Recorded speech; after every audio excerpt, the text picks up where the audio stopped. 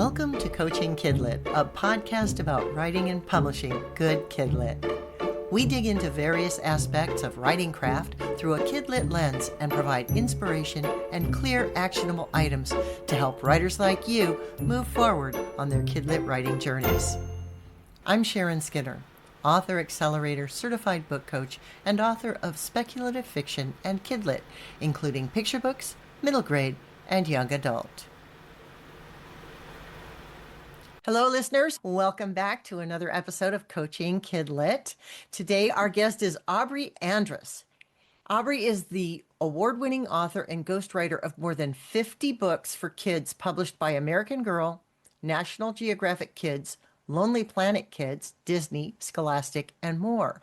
She's a former American Girl magazine editor and is also the author of the Look Up series, a career book series for kids featuring real modern women in ridiculously fun STEM careers, which she published herself. Her most recent books include Chi-Chi's Story from Scholastic, a narrative nonfiction middle grade novel based on a true story, and America Celebrates, the most incredible and influential people, places, and events of the last 250 years from Quarto.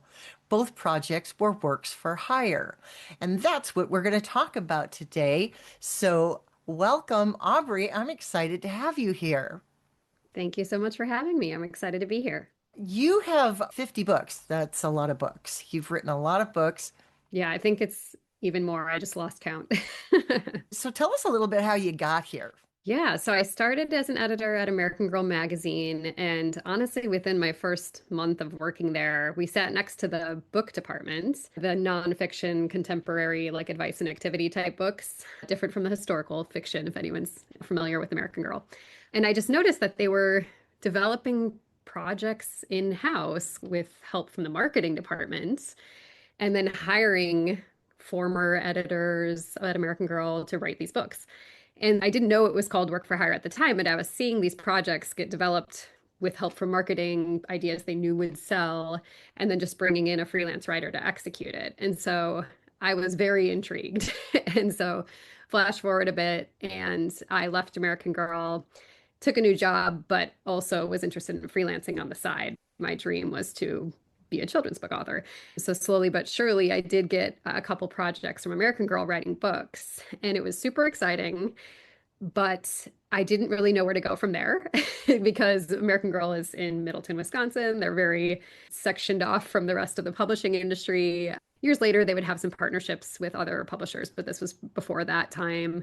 I didn't live in New York. I lived in Wisconsin and Chicago. And so I really had to start networking with editors to try to get more work for hire projects. And that's sort of what my whole career has been based on now. So I've had so much fun doing it that I just haven't really stopped. That's awesome. You've also done some self-publishing. Tell us a little bit about why you jumped into that.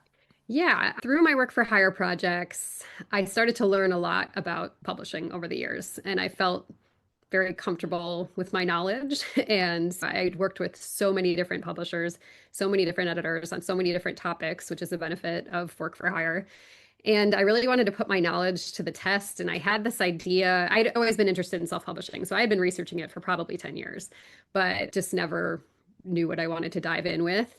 And I was pregnant with my second daughter, and I didn't really know how to get career women in front of them, like role models. Like I signed my daughter up for a female pediatrician and a female dentist and really went out of my way to do that. But I just didn't know how this would work in the future. So I sort of wrote the book series that I wish I had on two parts, as one as a mom and then two as a kid, because I really wanted to be an Imagineer when I was growing up. Basically, I thought I would be a theme park engineer for Disney.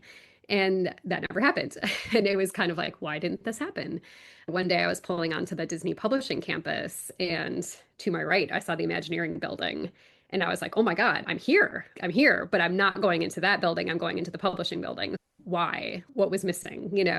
So it was kind of twofold, this idea. And I just got really jazzed about it and went for it. And yeah, it was so eye-opening. It really demystified publishing for me because some of my books had been submitted for awards and I won them, which was really great. But sometimes my books wouldn't be submitted for awards. I wasn't really sure how that all worked. And so now having my own series, I got to peek behind the curtain and see how certain things like award nominations and wins work. And come to find out, it was super easy to apply and not expensive. And I won a couple awards for my book series. So it was like, oh, I feel like as an author, you're kept in the dark. This is actually not that hard and not that complicated and not even that expensive. So it was just really refreshing to get that angle into the true behind the scenes of publishing as an author, because I do feel like we're often very much kept in the dark. So, and I felt very empowered. Well, congratulations on the awards. Thank you. I would like to dig in a little bit to the difference now because you've also continued to do work for hire. So now you kind of had a sneak peek behind the curtain, but you're still doing work for hire. So let's dig into why that's still of value. Yeah, I love to talk about career strategy, and I feel like that doesn't come up a lot with writers. For me, it's diversifying my income. I really loved work for hire, but I did feel a bit like a hamster on a wheel just in general as a freelance writer. Writing a book is exhausting to do it over and over again. There was one year before I had kids where I wrote 14 books, I think, and they were not all long books. Some of them were early readers, but like that was a lot. Yeah, that's a lot. So I was feeling burned out. So I wanted some passive income. I was able to pump out those projects really fast. I rapid released 5 books before my daughter was born. And for me, that was what I felt like would be passive income during my maternity leave, which was a good idea in theory, but it turns out marketing a book series is very hard.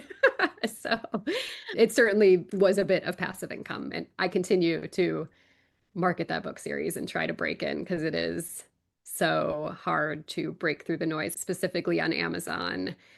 Beating the algorithm on Amazon is very hard. Yeah, that's true. The challenge is that you, as an author, need to do your own marketing. Now, here's the difference, right? So, two things I want to touch on. So, first of all, passive income versus direct income, right? So, passive income being that with your self publishing, you get to receive income ongoing. You get the royalties, all of it's yours because you put everything up front into it. But with work for hire, you typically get what, a single payment? Yes, you do get a single flat fee. I will say though, I have gotten royalties on quite a few projects. I think that is a big misconception with work for hire that there's no such thing as royalties, and that has not been true for me. But those royalties eventually dry up. If a book stops being published, you're not getting royalties on it anymore, and that is a very likely scenario for most books. Yeah. And do you have an agent that you go through, or is this all been direct for you because you got to know the editors, as you said before? No agent. And that is my big thing I love to talk about is that, and don't get me wrong, I think agents are great. They're wonderful people and an absolute necessity for certain paths to publishing and can offer you huge career guidance and strategy in your career that you could not find on your own. But for me, I started without an agent and have not needed one. I've just done all the networking on my own. And I find it funny when I go to writers' conferences or retreats because the agents always get hounded. Yeah, everyone wants to talk to the agents. And there's usually a handful of editors there too, and nobody talks to them. And it's just funny to me because that's who I'm talking to, because they are not only at the end of the day, they're the ones who are going to be buying your projects. Of course, you got to get the agent first, who's then going to sell it to an editor. But there is such a thing as writers networking directly with editors, getting a book deal, and then finding an agent to represent them. So it is always good to know an editor and get to know editors. So you don't have an agent. So when you get a contract for a work for hire book, do you run it by someone who is a literary contract expert, or do you feel that that's a good step for an author, especially starting out? There are publishing lawyers that you can reach out to review a contract for you. Also, the Authors Guild will review contracts for free, which is great. At some point, you get pretty familiar with the contracts, and frankly, they're not going to change them for you with these types of projects. The things you can change, and I am not a lawyer, so this is just things that I have changed, might just be like asking for more author copies, asking for a higher payment upfront, adjusting the timeline or the payment schedule, asking for royalties, seeing if that's an option. And I sometimes do craft books, so I might be negotiating like if there is a budget for supplies, if I'm doing like a craft or a science book, and that kind of thing. Also where your name is appearing. Is it on the cover? Is it on the spine? Is it on the title page? Is it just in the teeny tiny credits that says text by Aubre Andrus? That's important for ghostwriting gigs and frankly any gig. That's always something to consider because sometimes it's a surprise if you didn't talk it through. Right. And work for hire, they don't always necessarily put you front and forward, right? Right, right. Like, for example, for my American Girl books, my name is always just on the inside title page. It's never on the spine. So it took quite a while for me to get a book. It was a scholastic novel where my name was on the front cover a few times, but I really wanted like a novel with my name on the spine. And I've got it quite a few times. But so that was a nice accomplishment to get.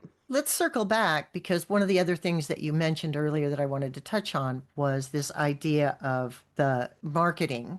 With a work for hire, do you still do marketing like we do with all the other kinds of publishing that we do? Well, it's interesting. As a work for hire author, you do have to stand up for yourself and your time. I have been asked to market books that I don't get royalties on, and I generally say no to that. Or I ask to be compensated for my time, and if they say no, we're not going to, then I say, well, then I'm not going to market it. And that's maybe risky on my part, but as someone who's writing a lot of books, I think people like to take advantage of writers and they think, oh, well, they're going to be so excited about this book. They're going to do anything. The main thing I said no to, I was asked to do a radio tour from like 6 in the morning till 2 p.m., just rapid fire interviews. And it was just an absurd amount of time and really stressful. And it was for a book I wasn't getting royalties for. And they weren't going to compensate me for my time. And I was just like, no, sorry.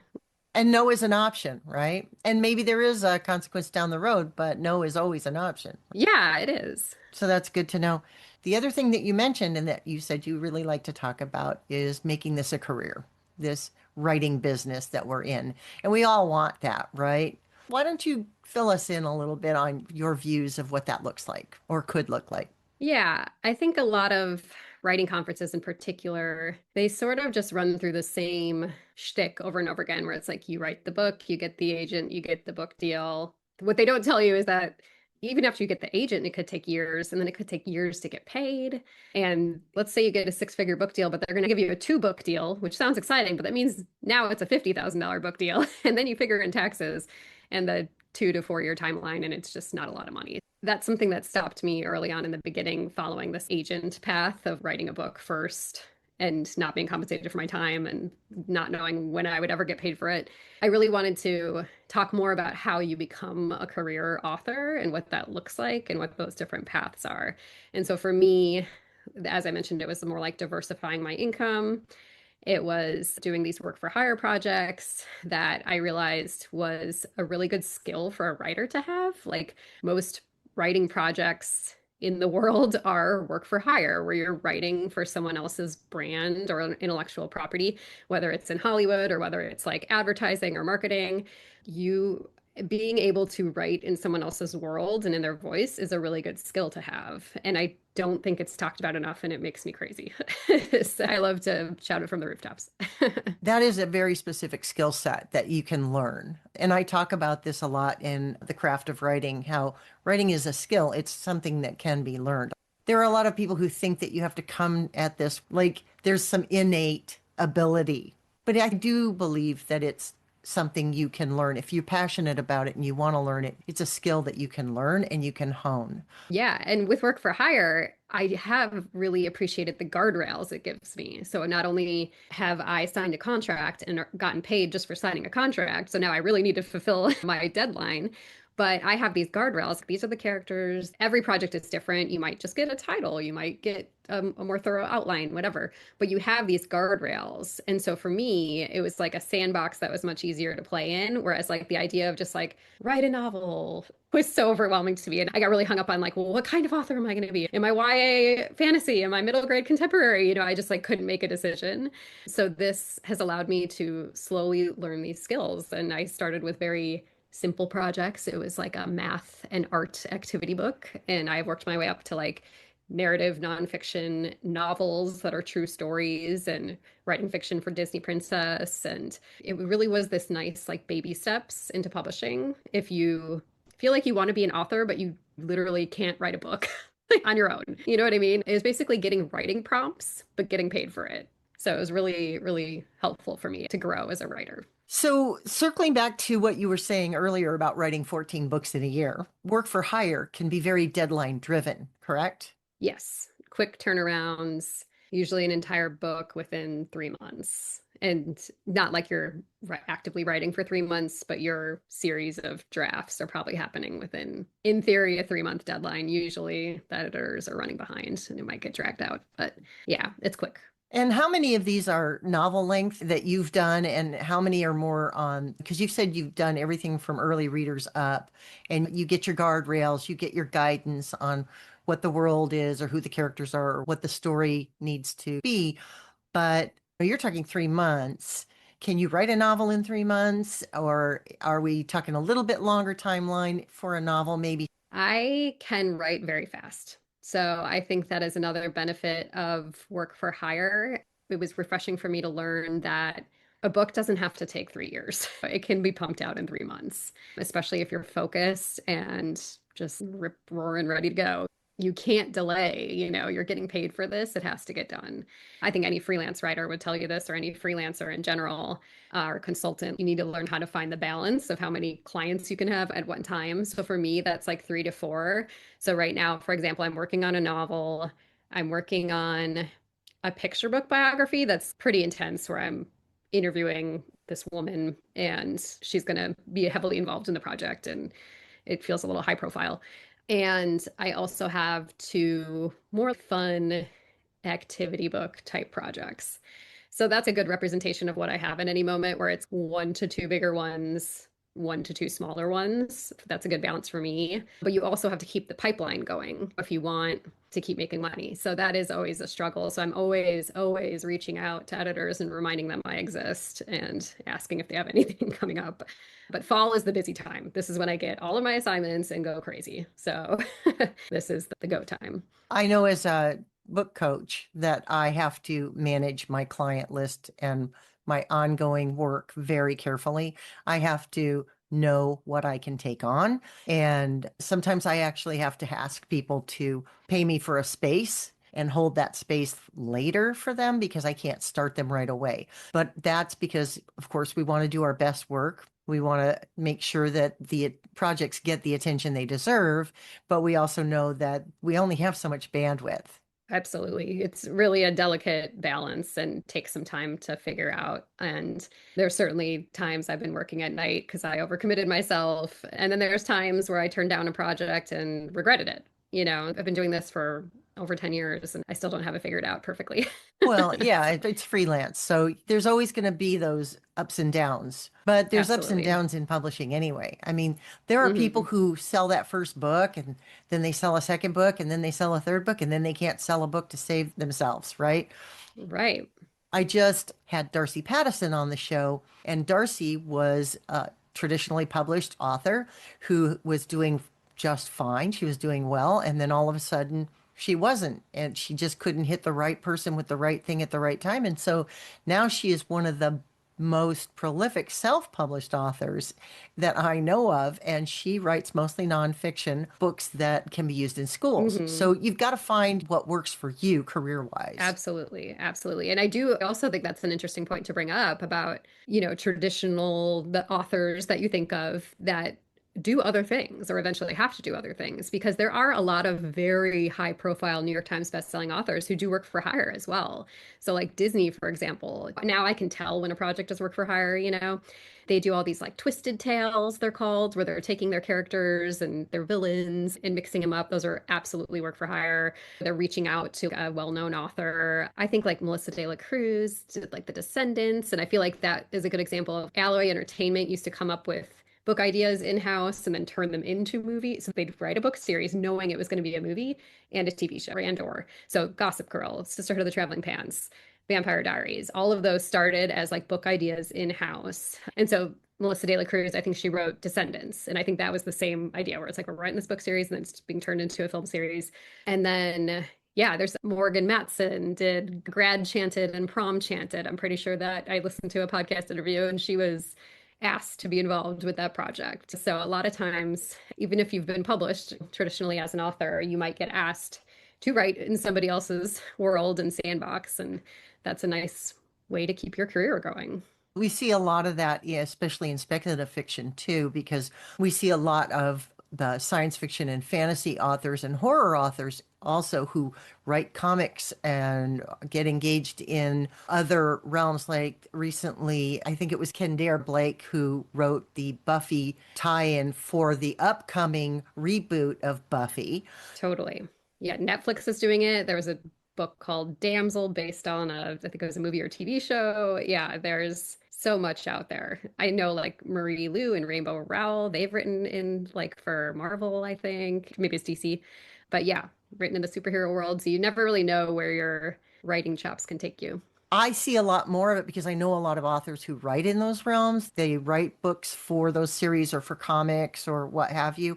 I know one local author friend of mine who writes everything from Western through Star Trek novels and just all across the board, and mostly does work for hire. That's his bread and butter. There's a ton of work for hire. It's a very broad area. So let's talk a little bit about how your Mhm. average writer or a writer who's thinking about embarking on this could maybe break in. Yeah, I think step one is just starting to network with editors. That is, you start paying attention to editors and what they're working on, and particularly what in publishing it's called licensing. So, what brands and IP, intellectual property, is a publisher producing? And is that a property or brand that you would be interested in writing for? So, for me, I wanted to write for Disney Princess. I thought that would be fun. So I found a way to network with an editor over there. So at conferences, you can approach an editor. For example, when I was much younger, I specifically went to a nonfiction middle grade panel that at the time was not popular at all. No one was interested in nonfiction or middle grade. It was quite a long time ago. And I approached her at the end. The presentation wasn't about work for hire, but I had an inkling that maybe she had some work for hire projects and she was specializing in nonfiction middle grade. And I asked her, and she did. And we both ended up actually being from the same college, and I got in that way. And like at Disney, I just blindly reached out to someone who I knew via her LinkedIn profile that she was from the Midwest. And we really hit it off and talked on the phone. You have to be good at networking and finding that connection with somebody and then being respectful of their time and not just reaching out to anybody. But, hey, I see that Disney is doing these princess stories and I'm wondering if it's work for hire. And here's my resume or my portfolio. And there's so many entry level projects in work for hire that I do think people underestimate how it's really okay to be like a newbie writer. And maybe not for like Disney, but there really are a lot of smaller projects out there that need to be written, and an editor might be willing to guide you through that. So, what would you say are the key things that you might want to have on that resume or that writing CV to offer up when you are approaching someone that you've decided you want to network with because they're doing something you would really like to be a part of? What are the key elements that you think would be putting your best foot forward? Yeah. I think for me, I found that there was a lot of opportunities in nonfiction, and my background is journalism. So my ability to research and interview and fact check and that kind of thing was really important to present to these people when I was first reaching out to projects. So it kind of depends on which project you're targeting. I also, because I was an editor at American Girl magazine, I had a ton of experience doing DIY projects for the magazine. So I could share that I actually knew how to develop an age appropriate, safe, successful activity idea for a child. I think another angle people really downplay is if you're a former teacher or librarian and you have so much experience working with children, that's something that I was lacking when I started out. I got some experience working at American Girl, but I didn't have kids at the time. I was right out of college. I wasn't a teacher, wasn't a librarian. So I feel like I have such a deeper breadth of knowledge now that I have a kid in elementary school. And it's just so helpful for book ideas, for knowing what's appropriate for that age level, that reading level, that skill level. So those are great things to mention too. If you were going for fiction, you would obviously probably need to give some writing samples. But on the nonfiction side, I think it really comes down to the ability to research and report and meet deadlines, interview people, and that kind of thing. Aubrey, is there anything else that you want to touch on that maybe we haven't talked about yet? I just really want to encourage people to consider what their strategy is for their author career and what's the dream project they want, and how could some smaller projects ladder you up to get there. For me, I really wanted to do a novel length book, and I kind of started with these narrative nonfiction short story, like 5 minute bedtime story compilations, and worked my way up. You kind of like got to step your way up to get there. So I think I just, yeah, want to emphasize how these work for hire projects can really help you build your skills slowly and with oversight directly from an editor while you're getting paid, and help you reach your career dreams. And nothing's stopping me from writing a novel right now and getting an agent. So you can still pursue many different paths of publishing at the same time, including self-publishing. Everything's kind of fair game these days. So you can design the career that makes the most sense for you and have that goal that you're reaching toward, and use these opportunities to try to help you get there. I like what you said about working with an editor because that's a great experience to have. And a lot of writers don't know what that's going to feel like until they get there. But if you're doing work for hire, you get a little more of that interaction. As a book coach, I am basically a freelance editor as well. And so a lot of my clients get that kind of exposure before they end up submitting anywhere or getting a publisher. So they have that experience, but a lot of writers don't. They don't have that direct editorial feedback and a relationship. And that it is a relationship. It's not just a one way, here, go rewrite this. It doesn't work like that. It's more interactive. Yeah, that is such a good point, because I have heard horror stories of even like kind of big names getting a book deal, but then having it fall apart because they didn't understand the editing process and the publishing process and how you're a member of the team. There's a lot of people that are dipping their toes into this project. It's not just you. So I do think that is gold. And how else are you getting that experience? So it really has been good. And it's great. You get feedback on your writing from an editor, not from a random writing partner, like another aspiring writer. There's nothing wrong with that, but like this is a professional who knows what's going on in the industry now. And you can ask them any questions you want. And it's really amazing to have editors at your fingertips. They're wonderful. All right. Well, we have come to the point in our discussion where we like to give action items, something actionable to take away for our listeners. What have you got for us today, Aubrey? Yeah, I would say think about like three different brands or like intellectual property. So when I say that, I mean like TV characters, book characters, movie characters that you would like to write in. What world would you like to write in? And you could use this just as a writing prompt, or you could actually then go try to see which publishers are actually publishing books from this brand or franchise. You can always read credits in a book and try to find an editor's name, or check LinkedIn, do your research and try to see if you can find any connection with this project and throw your name in the hat for the future. I think that's a great idea. And I think another good way to do that is to visit your local bookstore or library, especially your library, and go through the series because a lot of times work for hire is part of a larger series and you're looking at writing books in those series, and go through those and look for who's handling that and find a way to connect or network in. Yeah. Well, and that's a good point. Series themselves sometimes become brands. So think of like the Who Is biography series, or think of Little Golden Books. Those are also quote unquote brands or IP that you could write under. So sometimes publishers create their own super successful series, and you can be a part of those. I wrote an American Girl advice and activity book. They have this whole line of those, the Smart Girls Guides, they're called. And that was so cool to be a part of that series. I'm sure there's at least one series that you love and that you could possibly get your foot in the door for. Well, and we were talking earlier, and for my action item, I want to revisit this because we were talking earlier that you have a handout or a guide that you have produced that's 10 types of projects that are work for hire. Yes. And you can offer us a link to that. Yeah, so if you go to my website, it's aubreandrus.com/podcast. So I'll spell my name for you. It's AUBREANDRUS.com/podcast.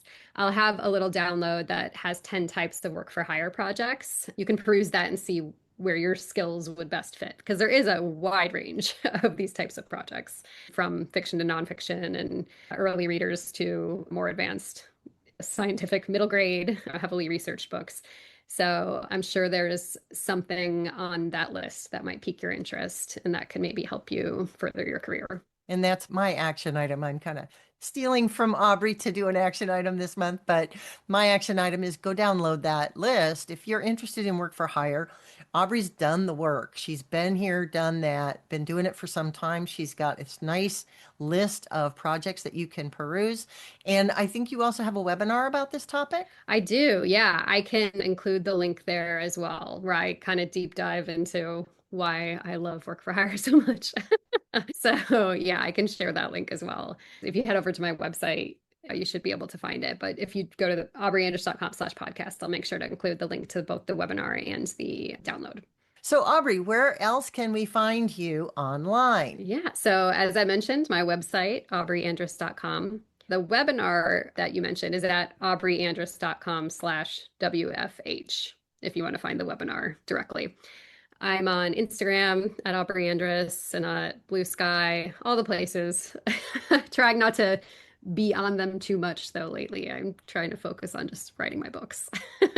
Awesome. We'll go ahead and include those in the show notes. Aubrey, it's been great talking to you. This is a great topic. I think that our listeners will have a lot to think about and a lot to take away from this.